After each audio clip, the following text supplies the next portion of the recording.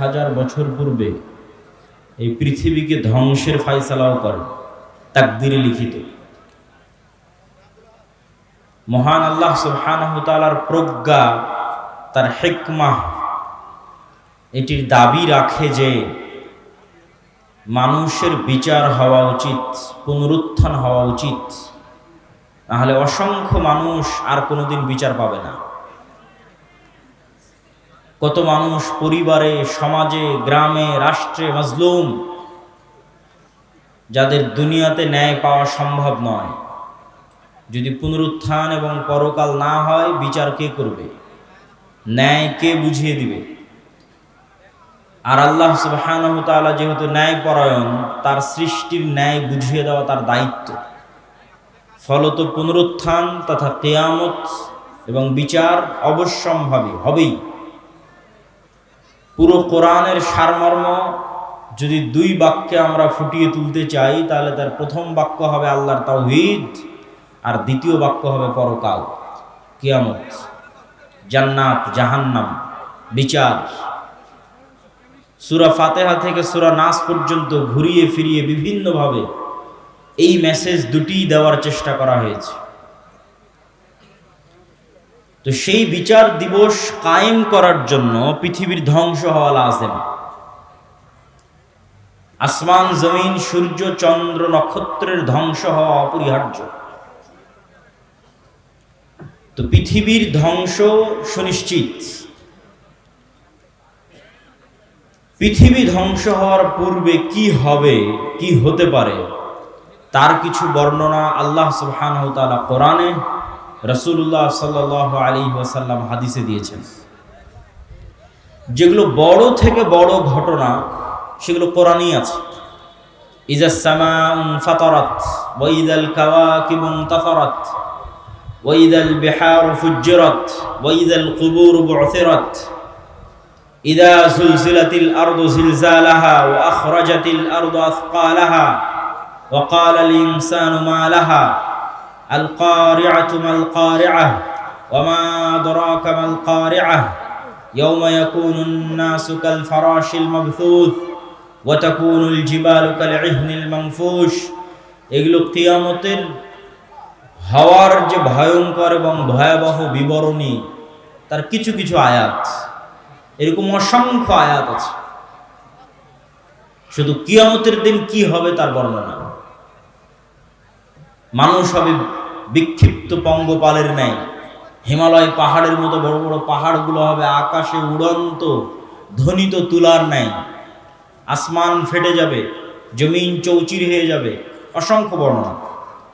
আর এই ভয়ঙ্কর ভয়াবহ ঘটনাগুলো ঘটার আরও আগে পৃথিবীতে কি হবে তার কিছু বর্ণনা হাদিসে এবং কিছু বর্ণনা কোরআনে উল্লেখিত হয়েছে। আজকে আমরা পৃথিবী ধ্বংসের পূর্ব মুহূর্তে পৃথিবীতে সংঘটিত ফিতনা, এটির উপরে সংক্ষিপ্ত আলোচনা তুলে ধরার চেষ্টা করব ইনশাআল্লাহ। ওয়া মা তাওফীকি ইল্লা বিল্লাহিল আলিয়্যিল আযীম। রাসূলুল্লাহ সাল্লাল্লাহু আলাইহি ওয়াসাল্লাম, ভাই এখানে দিয়েন না ভাই। রাসূলুল্লাহ সাল্লাল্লাহু আলাইহি ওয়াসাল্লাম বলেছেন, ইসলামের প্রথম যেই মালার যে বিভিন্ন দানা থাকে, একটা যদি গলায় মালা দিই তার অনেক দানা, ইসলামের প্রথম যে দানাটি পতন ঘটবে সেটি হচ্ছে খেলাফা। আর ইসলামের শেষ যে দানাটির পতন ঘটবে সেটা হচ্ছে সালাত। তথা এমন একটা সময় আসবে যখন মানুষ সালাত আদায় করবে না, কেউ না, একজনও নয়। আর প্রথম যেটার পতন ঘটে গেছে সেটা হচ্ছে খেলাফা। কিন্তু কিয়ামতের পূর্ব মুহূর্তে রাসূলুল্লাহ সাল্লাল্লাহু আলাইহি ওয়াসাল্লামের ভবিষ্যৎবাণী অনুযায়ী আবারও খেলাফত প্রতিষ্ঠিত হবে আলা মিনহাজিন নবুওয়া। নবুয়তের যে ভিত্তি, সেই ভিত্তির উপর যেভাবে খেলাফা প্রতিষ্ঠিত হয়েছিল আবু বকর, ওমর, উসমান এবং আলী রাদিয়াল্লাহু তাআলা আনহুমের খোলাফায়ে রাশিদিনের, কিয়ামতের শেষ মুহূর্তে এসে আবারও খেলাফা প্রতিষ্ঠিত হবে আলা মিনহাজিন নবুওয়া। আর কোরআনে বলা আল্লাহর ওয়াদা পূর্ণ হবে। কোরআনে বলা আল্লাহর ওয়াদা কি? হুয়াল্লাযী আরসালা রাসূলাহু বিল হুদা ওয়া দীনিল হক লিইয়ুযহিরাহু আলাদ দীনি কুল্লিহি ওয়ালাউ কারিহাল মুশরিকুন ওয়ালাউ কারিহাল কাফিরুন। মুহাম্মদ সাল্লাল্লাহু আলাইহি ওয়াসাল্লাম যে দ্বীন নিয়ে এসেছেন, এই দ্বীন সারা পৃথিবীর সকল দ্বীনের উপর বিজয়ী হবে।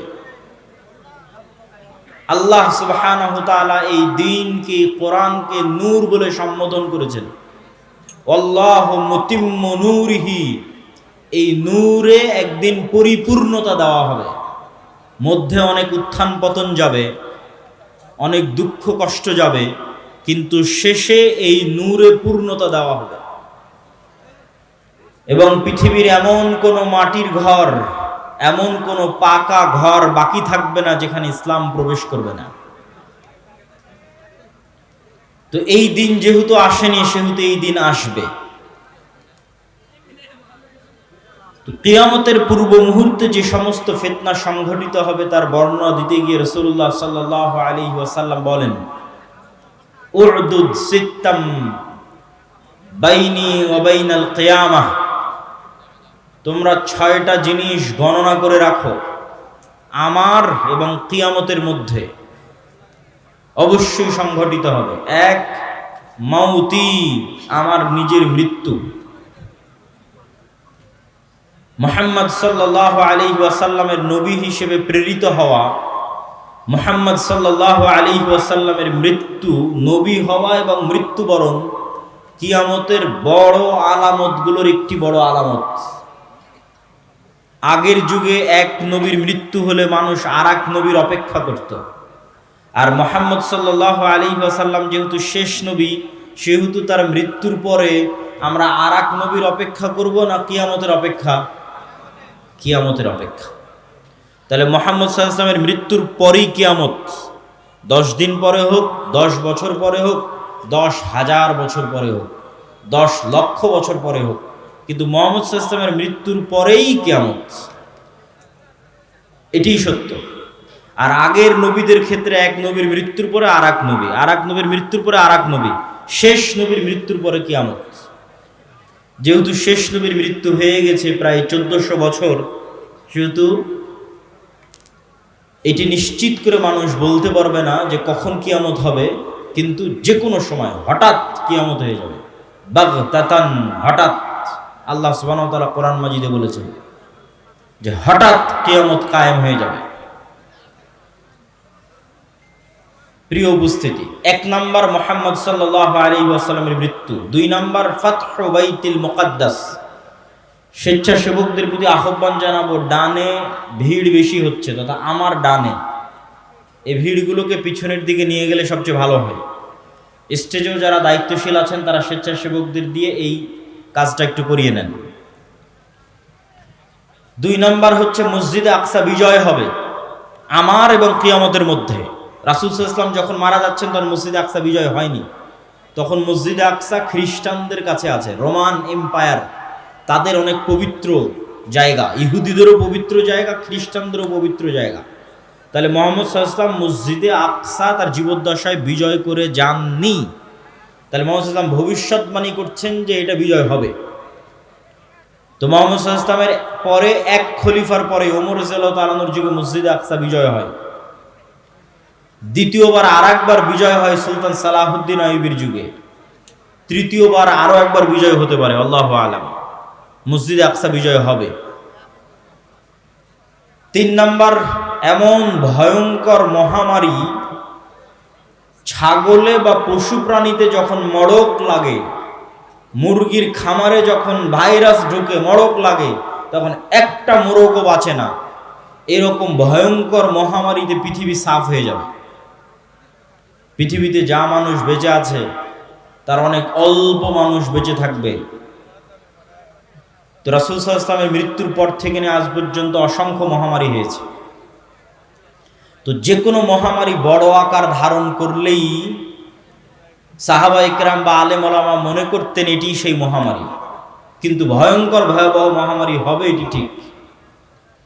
তারপরে রাসূল সাল্লাল্লাহু আলাইহি ওয়াসাল্লাম বললেন, এমন এক ফিতনা দেখা দিবে যেই ফিতনা আরবের প্রত্যেক ঘরে প্রবেশ করবে। আরবের একটি ঘরও বাকি থাকবে না, খালি থাকবে না যেই ঘরে এই ফিতনা প্রবেশ করবে না। কিছু আলেম ওলামা ব্যাখ্যা করেছেন এই ফিতনা মোবাইলের ফিতনা, কেউ ব্যাখ্যা করেছেন এই ফিতনা যুদ্ধ বিগ্রহ মারামারি গন্ডগোল সেই ফিতনা, তথা এমন গৃহযুদ্ধ এবং এমন গন্ডগোল এমন মারামারি দেখা দিবে যেই মারামারি যেই যুদ্ধে আরবের প্রত্যেক ঘর যুক্ত হয়ে যাবে। আরবের একটি ঘরও মুক্ত থাকবে না, পৃথিবীর সব ঘর নয়, আরবের প্রত্যেক ঘর যুক্ত হয়ে যাবে। তারপর রাসূল সাল্লাল্লাহু আলাইহি ওয়াসাল্লাম বললেন, সুম্মা হুদনাতুন বাইনাকুম ওয়া বাইনার রোম, তারপর একটা চুক্তি হবে, ঐতিহাসিক চুক্তি তোমাদের মধ্যে আর রোমানদের মধ্যে। এই চুক্তির প্রেক্ষাপটে রোমান খ্রিস্টান এবং মুসলমানেরা এক তৃতীয় পক্ষের বিরুদ্ধে যুদ্ধ করবে। সেই তৃতীয় পক্ষের বিরুদ্ধে যুদ্ধে মুসলমান এবং খ্রিস্টানেরা বিজয়ী হবে। তারপরে কোনো একজন খ্রিস্টান ক্রুশ উঁচিয়ে ধরে বলবে, এটার কারণে আমরা বিজয় হয়েছি। তখন এক মুসলমান ক্ষিপ্ত হয়ে গিয়ে ওই ক্রুশকে ভেঙে দিবে, কিছু বর্ণনায় আছে ওই ব্যক্তিকে হত্যা করবে। স্বেচ্ছাসেবক ভাইদের অনুরোধ করব, আপনারা পিছনে বসার ব্যবস্থা করেন। বসার ব্যবস্থা না থাকার কারণে মানুষ দাঁড়িয়ে আছে।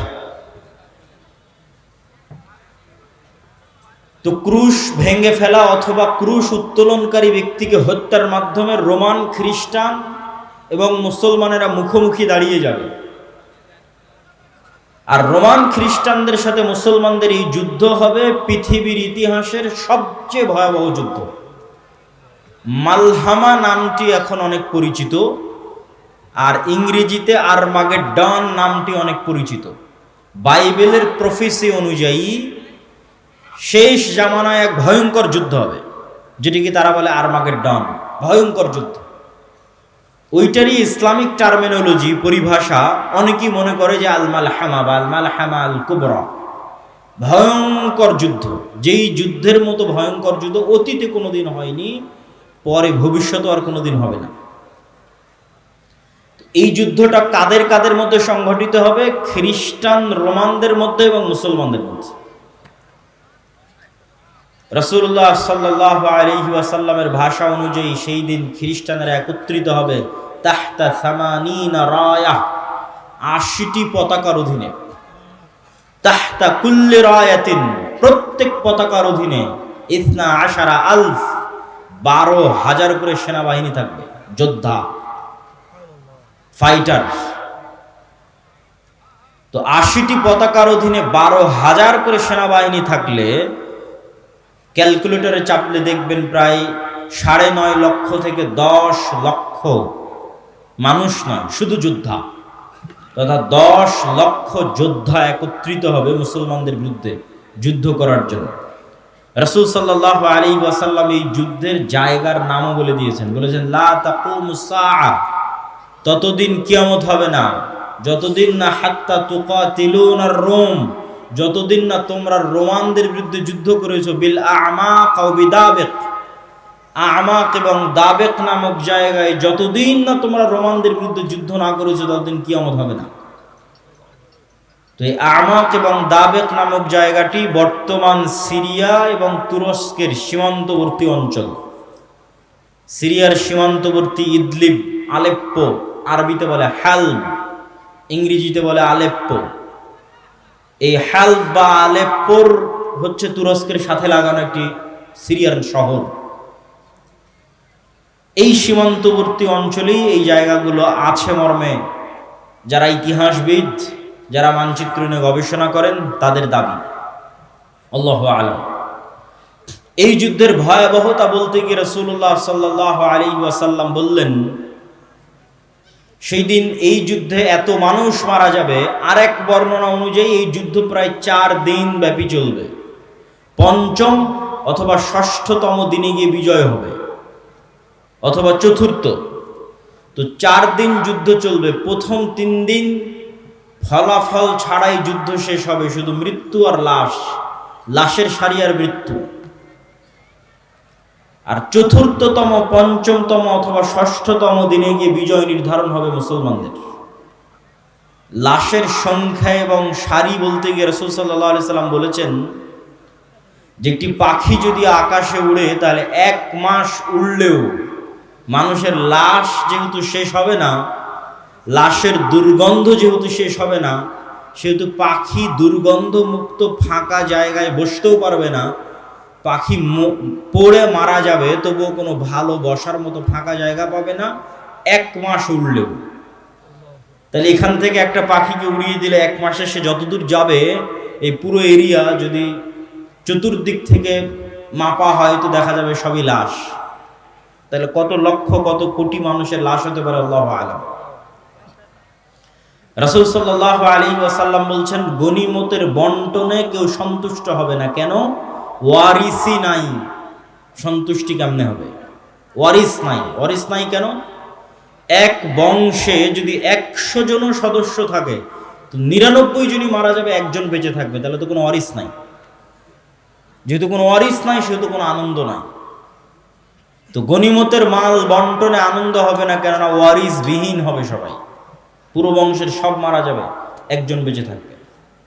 রাসূলুল্লাহ সাল্লাল্লাহু আলাইহি ওয়াসাল্লাম এই মালহামা বা এই ভয়ঙ্কর যুদ্ধ, এটির বর্ণনা দিতে গিয়ে বলেন, মুসলমানেরা সেই দিন 3 ভাগে বিভক্ত হবে।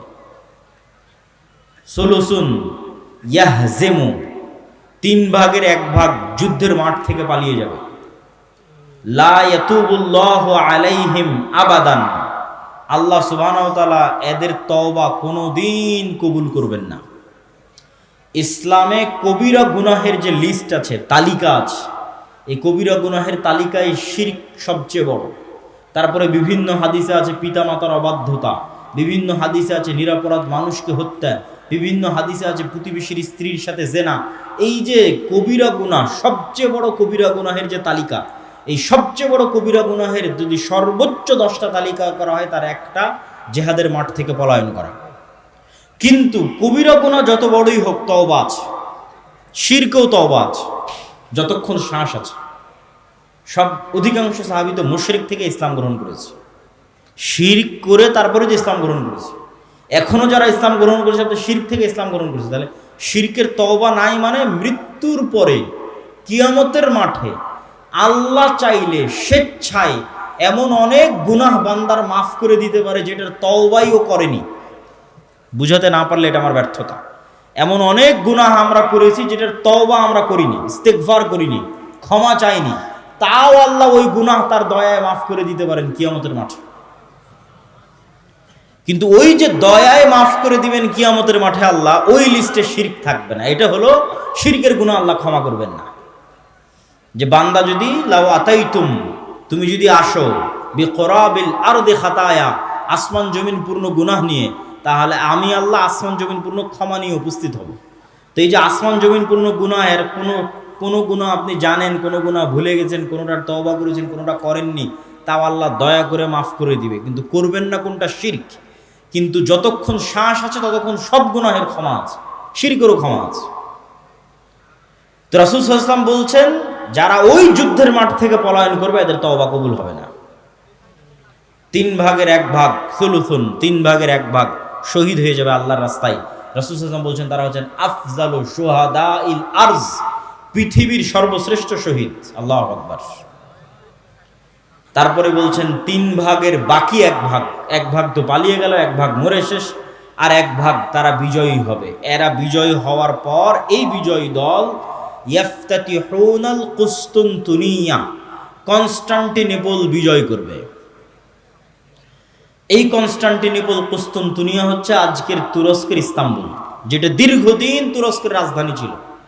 এখন রাজধানী আঙ্কারা, কিন্তু ইস্তাম্বুল সবচেয়ে ঐতিহাসিক শহর। সুলতান মুহাম্মদ আল ফাতেহ ইস্তাম্বুলকে বিজয় করেছিলেন। কিন্তু হাদিসের ভাষায় বোঝা যাচ্ছে কিয়ামতের পূর্ব মুহূর্তে, দাজ্জাল প্রকাশের পূর্ব মুহূর্তে পুনরায় মুসলমানেরা তুরস্ক বিজয় করবে, তথা মুসলমানদের বর্তমান যে তুরস্ক মুসলমানদের হাতে আছে, এটি মুসলমানদের হাতে নাও থাকতে পারে। না হলে কনটেক্সট মিলানো কঠিন যে কিয়ামতের পূর্ব মুহূর্তে মুসলমানেরা তুরস্ক কিভাবে বিজয় করবে। এই ঘটনারই ধারাবাহিকতায় আর এক হাদিসে, আমি কিন্তু এক হাদিস বলতেছি না, বিভিন্ন হাদিস থেকে যুক্ত করতেছি। আর এক হাদিসে রাসূলুল্লাহ সাল্লাল্লাহু আলাইহি ওয়াসাল্লাম বলেন, ততদিন পর্যন্ত কিয়ামত হবে না যতদিন না বানু ইসহাকের 70,000 মানুষ, ইসহাক আলাইহিস সালাতু ওয়াস সালামের বংশের, ইব্রাহিম আলাইহিস সালাতু ওয়াস সালামের বংশের 70,000 মানুষ যতদিন না এমন এক শহরে যুদ্ধ করছে, মাদিনাতুন, এমন এক শহরে যুদ্ধ করছে, জানিবুহাল বার ওয়া জানিবুহাল বাহর, যার এক পাশে সমুদ্র আর এক পাশে সমতল। কোন শহর? আলেম ওলামা মতভেদ করেছেন। কেউ বলেছেন এটি ইতালির রাজধানী রোম, কেউ বলেছেন এটি তুরস্কের ইস্তাম্বুল, কুস্তুনতুনিয়া, কনস্টান্টিনোপল। ইতালির রাজধানী রোম হওয়ার পক্ষে আর একটা জয়ীফ হাদিস আছে, যে রাসূল সাল্লাল্লাহু আলাইহি ওয়াসাল্লামকে জিজ্ঞেস করা হচ্ছে যে উম্মতে মুহাম্মাদি কোন শহর আগে বিজয় করবে কিয়ামতের পূর্ব মুহূর্তে, কুস্তুনতুনিয়া না রোমিয়া? কিন্তু হাদিসের সানাদ দুর্বল। তো এমন এক শহর, যেই শহরের কিন্তু এখন যেটা অনুবাদ করতেছি এটা সহিহ বুখারী মুসলিমের হাদিসগুলো অনুবাদ করতেছি, যেগুলো আমি পূর্ণ অনুবাদ করতেছি এগুলো, তথা কিয়ামতের পূর্ব মুহূর্তে যা ঘটবে তার সবচেয়ে বিশুদ্ধ যেগুলো হাদিস। তো রাসূল সাল্লাল্লাহু আলাইহি ওয়াসাল্লাম বললেন, এমন এক শহর বিজয় করবে বানু ইসহাকের, ইব্রাহিম আলাইহিস সালাতু ওয়াস সালাম, ইসহাক আলাইহিস সালাতু ওয়াস সালামের বংশের 70,000 মানুষ, যেই শহরের এক পাশে সমুদ্র আর এক পাশে সমতল, কিন্তু ওই যুদ্ধ হবে বিদুন সিলাহ, লা ইয়ারমুনা আইয়ু সাহমিন, না তারা কোনো তীর নিক্ষেপ করবে না তরবারি চালাবে, কোনো অস্ত্র ছাড়া বিজয় হবে। কিসের মাধ্যমে বিজয় হবে? তারা শুধু মুখে উচ্চারণ করবে লা ইলাহা ইল্লাল্লাহু আল্লাহু আকবার। এই এক তাকবীর ধ্বনিতে শহরের এক দেওয়াল পড়ে যাবে, দ্বিতীয় তাকবীর ধ্বনিতে শহরের দ্বিতীয় দেওয়াল পড়ে যাবে, তৃতীয় তাকবীর ধ্বনিতে শহরের তৃতীয় দেওয়াল পড়ে যাবে। মুসলমানেরা বিনা বাধায়, বিনা রক্তপাতে এবং বিনা অস্ত্র প্রয়োগে ওই শহরে প্রবেশ করবে। তো যদি এটি কুস্তুনতুনিয়া হয়, তাহলে এই যে আগের ঘটনার ধারাবাহিকতায়, আগে যে ভয়ঙ্কর মালহামা হলো, এই যে লক্ষ লক্ষ কোটি কোটি মানুষ মারা গেল, তারপরে মুসলমানেরা বিজয় হলো, খ্রিস্টানরা পরাজয় হলো, এই সেনাবাহিনী এবার যখন সিরিয়া এবং তুরস্কের সীমান্তবর্তী অঞ্চল থেকে বিজয় অভিযান নিয়ে রওনা দিবে ইস্তাম্বুল, কুস্তুনতুনিয়া বরাবর, তখন ইস্তাম্বুলে প্রবেশ করতে তাদের আর আলাদা কোনো অস্ত্র প্রয়োগ করতে হবে না। তাকবীর ধ্বনিতে ওই নগরীর দেওয়াল পড়ে যাবে এবং তারা বিনা অস্ত্র প্রয়োগে শহর বিজয় করবে। অথবা ওই আগের হাদিসে কুস্তুনতুনিয়া বিজয় হয়ে গেছে, কুস্তুনতুনিয়া বিজয়ের পর এই বিজয় কাফেলা চলতেই থাকবে। ম্যাপ চেক করলে বুঝবেন, চলতে চলতে চলতে পৌঁছে যাবে ইতালির রাজধানী রোমে।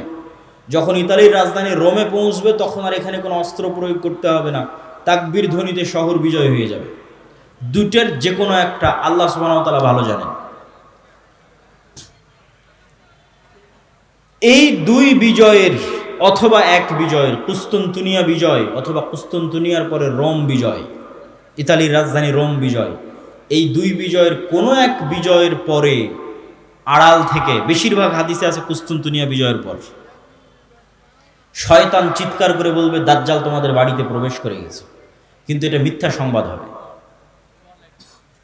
কিন্তু তখন তৎকালীন এই মুজাহিদ বাহিনী যারা যুদ্ধ করতেছে, তাদের যিনি নেতা থাকবেন, তিনি 10 জন অশ্বারোহীকে রওনা করিয়ে দিবেন দাজ্জাল সত্যি সত্যি বের হয়েছে কিনা এটা অনুসন্ধান করার জন্য।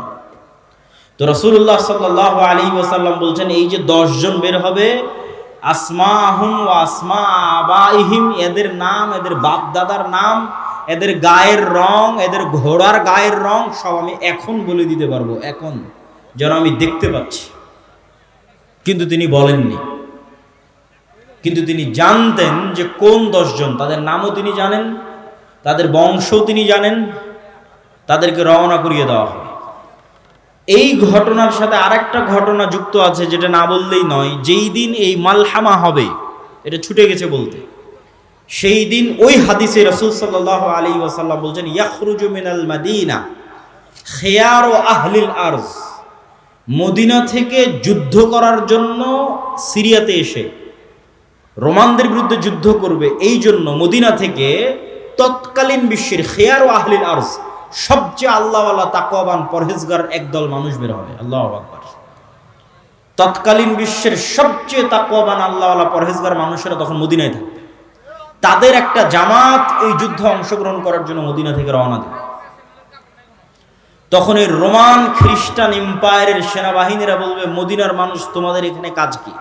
খাল্লু বাইনানা ওয়া বাইনাল্লাযিনা সাবাউ মিন্না, আমাদের যুদ্ধ এই সিরিয়ার মানুষদের সাথে, তোমরা আমাদের রাস্তা ক্লিয়ার করে দাও, তোমাদের এই যুদ্ধে বাধা দেওয়ার কি দরকার? অথবা আমাদের মধ্যে থেকে আগের যুদ্ধের ধারাবাহিকতায়, মানে এর আগেও আরো অনেক যুদ্ধ হয়ে থাকতে পারে, ধারাবাহিকতায় আমাদের মধ্যে যারা তোমাদের কাছে বন্দী হয়ে আছে, বন্দী হওয়ার পর তারা তোমাদের দিন গ্রহণ করে নিয়েছে, ওদের সাথে আমাদের যুদ্ধ, তোমরা কেন ওদেরকে বাঁচাতে আসতেছো? এরকম একটা কনটেক্সট হাদিসের মধ্যে আছে।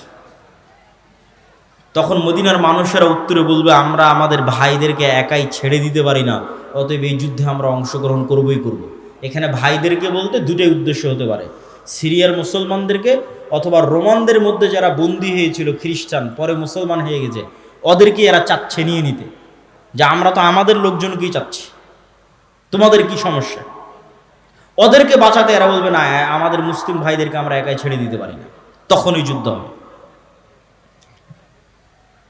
তো এবার এই যে 10 জন অশ্বারোহী রওনা দিল দাজ্জালের অনুসন্ধানে, দাজ্জালকে খুঁজতে, তখনও দাজ্জাল বের হয়নি।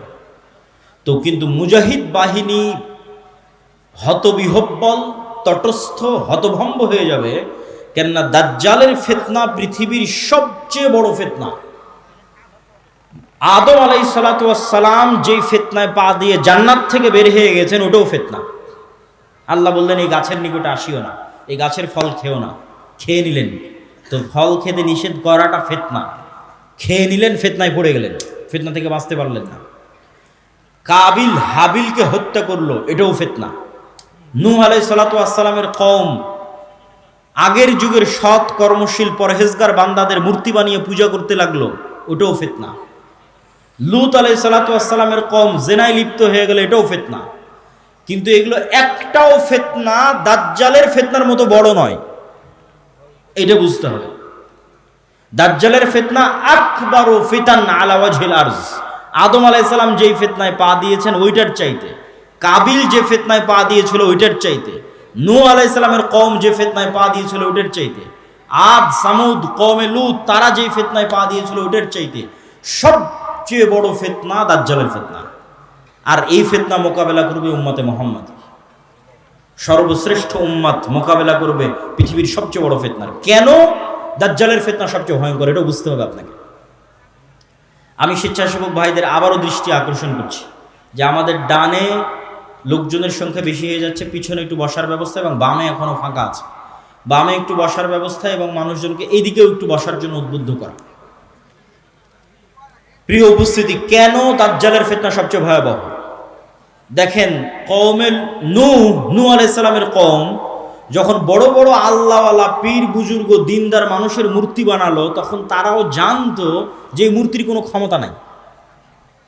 ইয়া আবাতি লিমা তা'বুদু মা লা, ইব্রাহিম আলাইহিস সালাম বাপকে বলছে, হে আমার বাপ, এমন মূর্তির কেমনে ইবাদত করো যে শুনতেও পায় না, দেখতেও পায় না।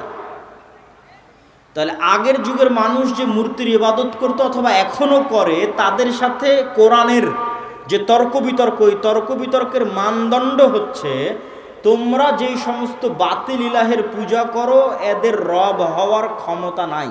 রব হওয়ার ক্ষমতা নাই মানে কথা বলার ক্ষমতা নাই, শোনার ক্ষমতা নাই, দেখার ক্ষমতা নাই, সৃষ্টির ক্ষমতা নাই। এরা একটা মাছি বানাতে পারবে না, মশা বানাতে পারবে না, এরা একটা খেজুরের বিচির দানার উপরের যে পাতলা আবরণ থাকে ওটার পর্যন্ত এরা মালিক নয়। তাহলে যে রব নয়, ও ইবাদতের যোগ্য কেমনে হয়? রব তো আমি, আসমান জমিন আমি বানিয়েছি, সূর্য চন্দ্র আমি বানিয়েছি, ইবাদত আমার করো, এই দিয়ে কোরআন পরিপূর্ণ। এটা মানুষের বুঝতে সহজ যে এর ক্ষমতা নাই, কেন এর ইবাদত করবে। কিন্তু এই কনটেক্সট অচল হয়ে যাবে যখন দাজ্জাল আসবে। কেননা দাজ্জাল রব